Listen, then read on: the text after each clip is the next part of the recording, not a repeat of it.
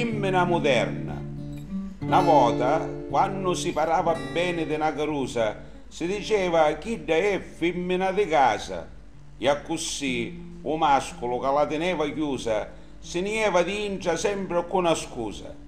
Oggi la femmina vuole vivere liberamente e tu mascolo non ci devi dire niente, perché ida non c'è niente meno di te.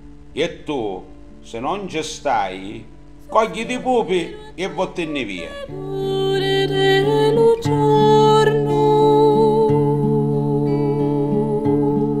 L'amore moderno. O fatto è che oggi spesso le due amanti fanno durare l'amore solo pochi istanti.